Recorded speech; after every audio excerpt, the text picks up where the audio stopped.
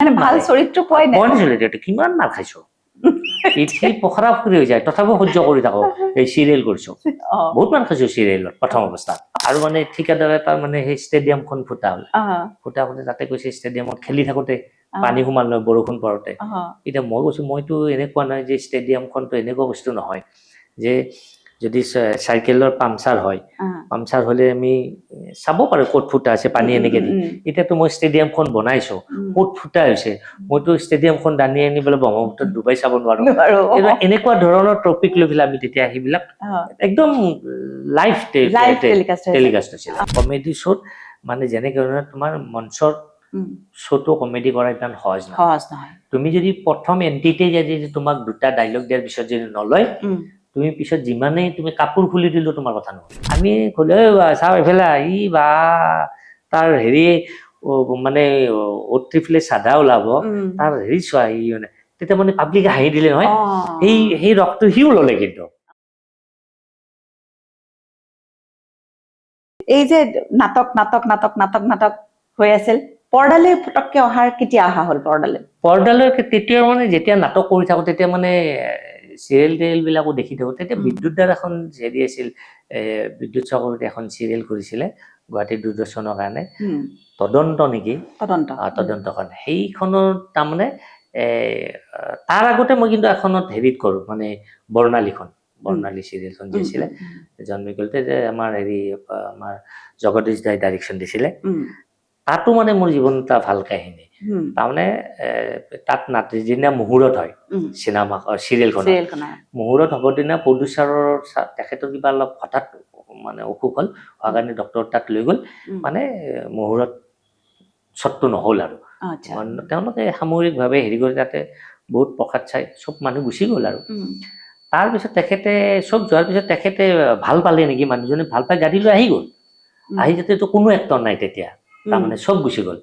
এই যে তেওঁ কৈছে বোলে মহুৰত শ্বটটো লৈ লওক তেতিয়া সেই মহুৰত শ্বটটো দিয়া ময়ে পালো তাৰমানে সেই গ্লাছ এখনত মই কেৰেক্টাৰটো মোৰ কাম কৰা আছিলে এই গ্লাছ চাচ মুচি থকা সেইটো তেওঁ প্ৰথম চিৰিয়েল কৰিছে প্ৰথম কেমেৰাত উঠিছো প্ৰথম মহুৰত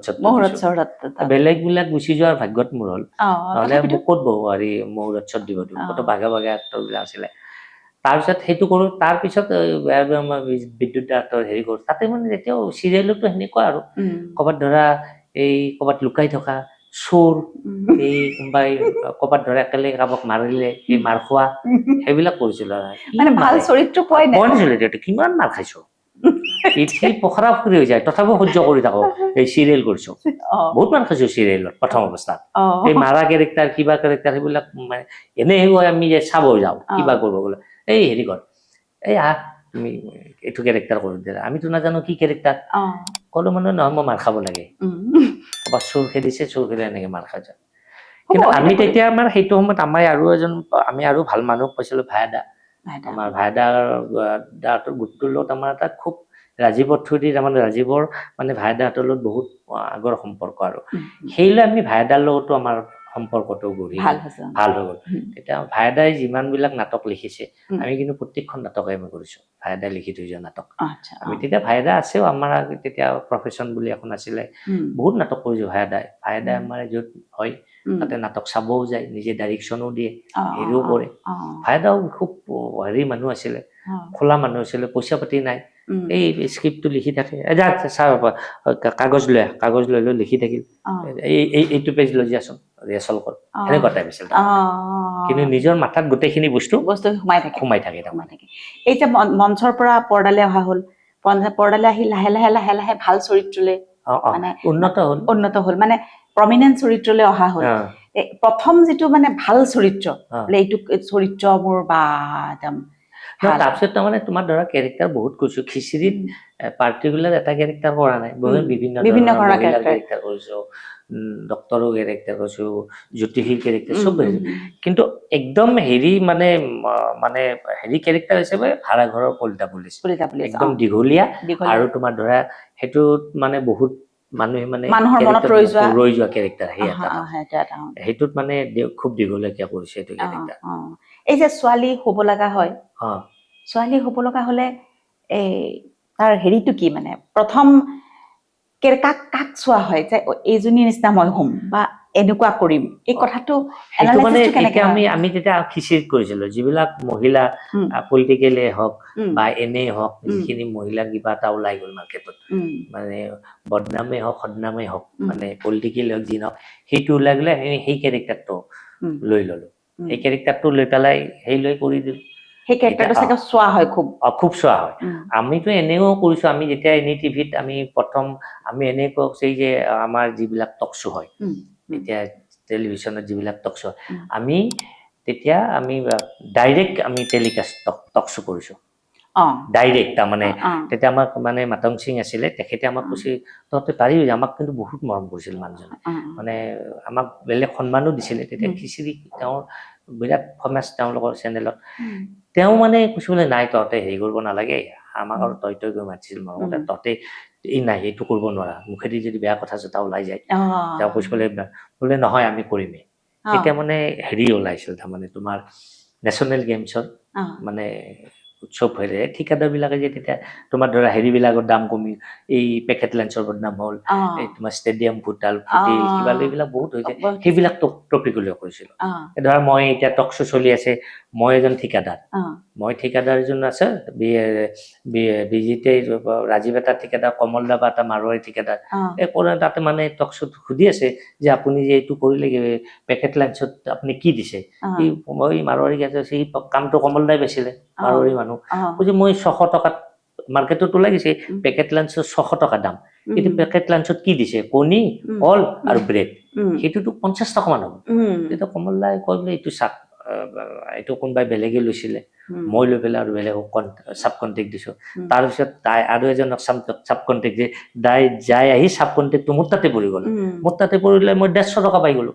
150 টকাৰ পৰা বোলো মই 150 টকা তাতেতো অফিচাৰক দিবই লাগিব, অমুকক দিব লাগিব, মই কল কণী আৰু ব্ৰেড নোখাই মই ইয়াতে কি মই মাখন ঘি খুৱাম নেকি, এনেকুৱা কথা। আৰু মানে ঠিকাদাৰ এটা মানে সেই ষ্টেডিয়ামখন ফুটা হ'ল, ফুটা হওঁতে তাতে কৈছে ষ্টেডিয়ামত খেলি থাকোতে পানী সোমাল নহয় বৰষুণ পৰোতে। এতিয়া মই কৈছো মইতো এনেকুৱা নাই যে ষ্টেডিয়ামখনতো এনেকুৱা বস্তু নহয় যে যদি চাইকেলৰ পামচাৰ হয়, পামচাৰ হলে আমি চাব পাৰো ক'ত ফুটা আছে, পানী এনেকে দি। এতিয়াতো মই ষ্টেডিয়ামখন বনাইছো, ক'ত ফুটা হৈছে, মইতো ষ্টেডিয়ামখন দাঙি আনি পেলাই ব্ৰহ্মপুত্ৰত ডুবাই চাব নোৱাৰো। এনেকুৱা ধৰণৰ টপিক লৈ পেলাই আমি তেতিয়া সেইবিলাক একদম লাইভ টেলিকাষ্ট হৈছিলে। সেনেকুৱা কামো কিন্তু আমি খিচিৰিত কৰি থৈ দিছিলো। গতিকে সেইবোৰ কাম কিন্তু বেলেগে কৰা নাছিলে, তেতিয়া নাছিলে। আৰু পলিটিকেল চেটাৰটো মানে কি হয়, পলিটিকেল চেটাৰটো মানে এটা তুমি সদায় জানিবা, গভমেন্টৰ এগেইনষ্টে হ'ব লাগিব। তাৰমানে পাব্লিকে যিটো বিচাৰে, তাৰমানে তুমি যদি গভমেন্টক ছাপোৰ্ট কৰি পাব্লিক সেইটোত কিন্তু মানুহে নলয়। তাৰমানে কেনেকুৱা লাগিব যে পাব্লিকৰ কথাখিনি আমি কৈ আছো, যে ধৰক বেলেগে শুনি আছে, এই হল বস্তু দাম বাঢ়িছে, মোক কৈছে, সেই বস্তুখিনি আমি চেটাৰ কৰি আমি পাব্লিকৰ কথাখিনি আমি ক'ব লাগিব। আৰু ভাইদাই এটা কথা আমাক শিকাই থৈ গৈছিল যে সদায় কৈছিল যে তহঁতে যেতিয়া এই পলিটিকেল চেটাৰ ধৰক কোনোবা এটা মানুহক লৈ কমেডি কৰিবি, সেই মানুহটোৱে চাই থকা সময়ত যাতে মানুহটোৱে আঘাত নাপায়, সেই শ্ব'টো চাই থকা সময়ত যাতে আঘাত নাপায়। ইও ৰস কৰি আছে, ৰস পাইছে খুব, এই বঢ়িয়া জমাইছে, সি ঘৰত যাই চিন্তা কৰিব, এইটো কথা দেখোন মোকে কৰিছে। তাৰমানে মানুহজনক ডাইৰেক্ট এটেক কৰিব নালাগে, তাৰমানে তেওঁকে কৈছো কথাখিনি, কিন্তু কথা কোৱা শৈলীটো, কথা কোৱা ধৰণটো কেনেকুৱা হ'ব, সেই চাই থকা সময়ত তেওঁ যাতে আনন্দ পায়। কিন্তু তেওঁ ঘৰত যাই বা গৈ থাকোতে ৰাস্তাই ঘাটে যে এইখিনি কথা, এইখিনিতো মোৰ ডিপাৰ্টমেণ্টৰ কথা, এইখিনি কথাটো মোকেই ক'লে, বস্তুটো সেনেকুৱা। তাৰমানে সেইটো কথা কিন্তু তেওঁ আমাক শিকাই, সেইবিলাক কথা লৈ কিন্তু আমি বহুত আমি যদিও পলিটিকেল চেটাৰ কৈছিলো, কিন্তু যিজন মানুহে, যিজন অফিচাৰৰ মন্ত্ৰী হওক যিমান কৈছিলো, আমি সেইটো তেখেতক মানে ডাইৰেক্ট আমি আঘাত কৰা নাছিলো, কিন্তু আঘাতেই হৈছে, তেওঁ বেয়া কাম কৰিছে বা হেৰি কৰিছে, আমি সেইটোৱে দেখাইছো, কিন্তু আমাৰ উপস্থাপনটো বেলেগকে হৈছিলে, কিন্তু তেওঁ সেইটো পিছত ভাবে।